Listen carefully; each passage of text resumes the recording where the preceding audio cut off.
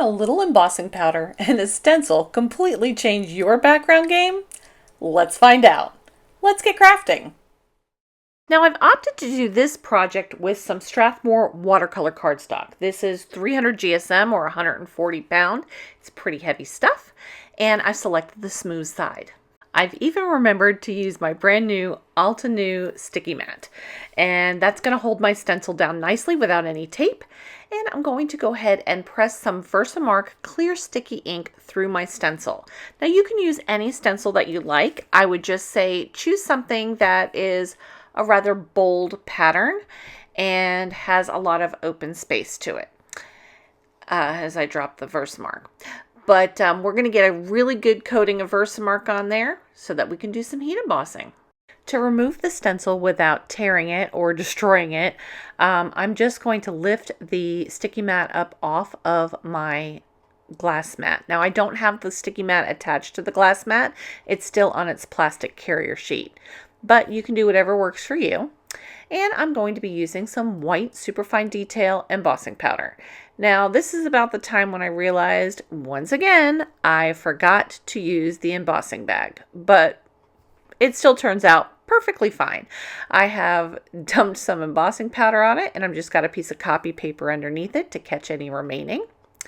It's got good coating. I'm going to flick off whatever is remaining and then put all of that embossing powder back into the little jar and of course seal it up, because if you know me, you know I'm going to knock it over and end up with embossing powder all over.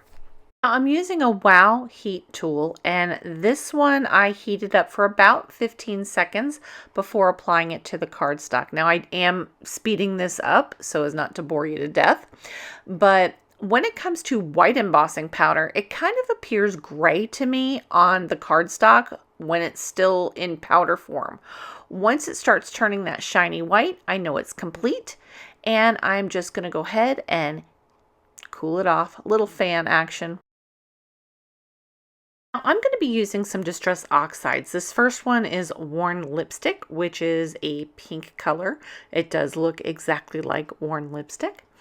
And Distress Oxides are a pigment and a dye hybrid ink. So they have an opacity, a creaminess to them that dye-based inks don't have. Dye-based inks tend to be very translucent. Either one will certainly work for this technique. Use what you've got. So this doesn't tend to be my typical color palette selection, but I'm going to finish this cardstock up with some spiced marmalade, and it's an orangey color if you're not familiar with it. Pink and orange, kind of outside my wheelhouse, but get inspiration from what you love around you. And this came directly from a portrait that I have in my craft room, and it's a Winnie the Pooh print, and Piglet, Pooh, and Tigger are in the print. Piglet, of course, inspired my worn lipstick, and Tigger, the spiced marmalade. Using a paper towel, I am just wiping off any remaining ink that is sitting on top of the embossing powder. This is what we call emboss resist, because the embossing powder is resisting the ink. Now it does have a little bit of a yellowish orange cast, but no worries, that's going to come up a little bit later. Hey crafters, I'm excited to be a guest presenter at this year's Card Makers Success Summit, March 20th through the 23rd. This is a free 4-day event featuring over 40 classes to inspire your card making journey. Join me and discover new techniques, connect with fellow crafters, and just have a blast. Grab your free ticket. I'll leave all the information in the description box below. Because I have all these supplies out, I'm going to go ahead and create a second similar version. I'm doing the exact same thing, watercolor cardstock, except for this time I remembered the embossing bag. I'm using the Altenew sticky grid, and I am going to go ahead and put down a layer of Versamark on top of the exact same stencil. Now you could use any stencil that you've got in your stash. This one happens to be a Hero Arts Pears stencil. It came with two. I got it at Joann's a long time ago. If it's still available, I will link anything that I'm using in the description box below if you want to check out exactly what items I did use. I'm seriously changing this one up by using purple embossing powder. Now, if you don't have purple, you could certainly use any metallic, gold, silver, copper. It's all going to look dynamite. If you have another color, give it a shot. Just use what you've got. I have had this stuff sitting in my stash for years, and I think I've used it once. So I figured today was the day. Since this one's a really bold color, I want to try to get off any additional flecks. So I'm just tapping the back of the cardstock to kind of ensure that I get any that doesn't belong there off. Once again, we're going to finish this up by heat embossing, and I did the exact same thing. So I'm just going to speed right through this and get this card panel done. This is a beautiful color, albeit a little bit messy, but that's okay. And now I'm just going to cool it off, and then we're going to do a little ink smooshing for this one. I'm using the same two colors, Worn Lipstick and Spiced Marmalade for this one. But this time we're going to use this little silicone mat. This is the replacement mat for Tim Holtz's glass mat, and it really beads up the inks that you lay down on it really nicely. And I'm just adding some water after I smush some down onto my mat, and then I'm just going to dip it in. I want to see what I'm getting. I didn't choose to break it up for this go around, but I'm going to show you what I mean in just a second. I'm just trying to get a base color down. And remember, this is a resist, so wherever the purple embossing powder is, it's going to resist the ink. So it's not going to change any of that. The key to ink smooshing and getting depth in your colors is drying between layers. It might feel like a hassle, but it makes all the difference in the world. Now, I'm not using my Wow heat tool for this one because that's really for melting. I am using the Ranger heated tool to dry my layers. And just a word to the wise so you don't get your fingers in it. That ink won't dry on the embossing powder no matter what you do. I'm just going to use a dry paper towel and soak up any remaining ink. We'll wipe it all down a little bit later. But another quick dry off just to make sure it's all ready to go. And then we'll go in for a second run with our colors.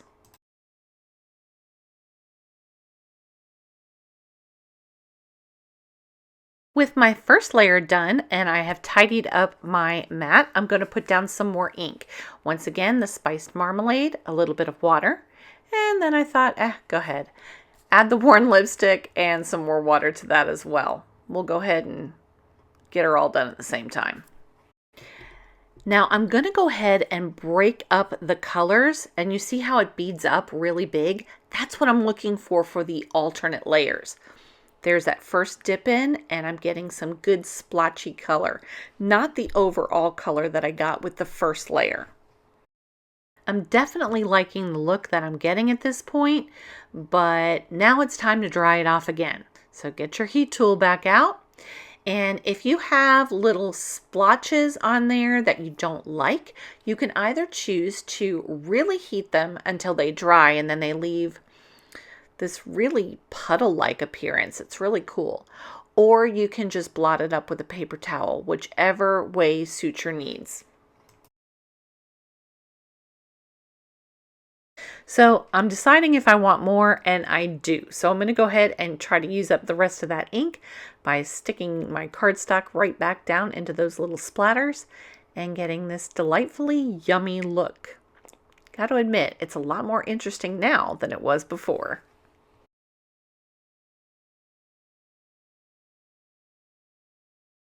With the background pretty much done, I've decided to take my distress sprayer and just give it little squirts.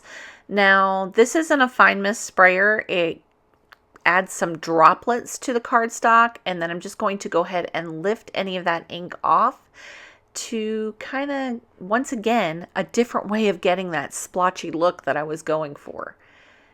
And it's also going to remove some of the remaining ink that's sitting on top of that purple embossing powder. But we're going to get to that in just a second. So I'm just dabbing this up, adding more water. If you don't plan on adding a lot of water or a lot of ink, you could certainly use regular cardstock, but I like the watercolor cardstock for techniques like this. And I like it. After looking at my purple embossed background, this one needed a little something too. So I'm going to add some black soot distress oxide to an acrylic block. I'm going to put a little bit of water on it, and then I'm going to use a fan brush to go ahead and get some splatter. This is going to be very, very fine splatter. And remember, it's not going to stick to that white heat embossed area. Now I'm just going to quickly dry off my splatter before I wipe off any remaining from the embossed background. You might think that it kind of smears, but it's only smearing across the heat embossed areas, and it does come right off ultimately. Just needed a little bit of elbow grease. Nothing major, but it just gave it enough. Now let's finish up these cards. I've cut down the embossed panel and I'm adding a black layer underneath it. And I think the white outline will give it a really nice look. But now it's time to figure out just what I want on it. And I've gone to my sentiment book. If you haven't seen this before, I keep anything that I create ahead of time in this little book, and then I can just kind of thumb through it to decide what it is I want. A lot of these are printables. Many of them are mine. This happens to be a little raccoon critter that I colored with some alcohol markers. This is a May Made It stamp set, and it's super cute, and I don't use it enough, so that's how I'm going to finish this guy. And then I'm going to look for what I can finish up the purple. Now the purple one, that's got some pizzazz, so I don't think it needs near as much as the other card. Now I do make all of my card bases. They are created from Accent Opaque 100-pound cardstock. It is a great cardstock, and when you can get it on sale, it's even better. I do make A2 size cards. They are 4 1/4 by 5.5 inches, and I use Barely Arts Precision Craft Glue. It is my absolute favorite glue. I know some of you have written and said, how can you keep from being so messy with the glue? Well, I truly believe that the key to this is the fact that it has a precision tip. Now it does have other tips as well. I just leave this one on all the time because it's what works for me. And I don't let the glue go right up to the edge. As you can see, I'm about, I don't know, 1/4 inch from the edge, and it's plenty of glue. You don't have to go glue wild.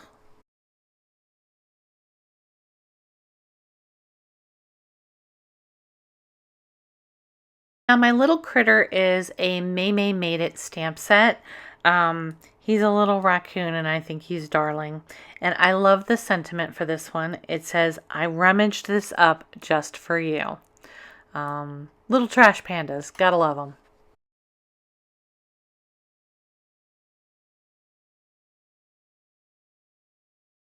Now for the purple embossed card, I have already cut down this card panel and I'm about to realize that I made a pretty big mistake, but I'm not going to let that ruin my card because I've already put a lot of work into it. Trust me, nobody's going to be the wiser.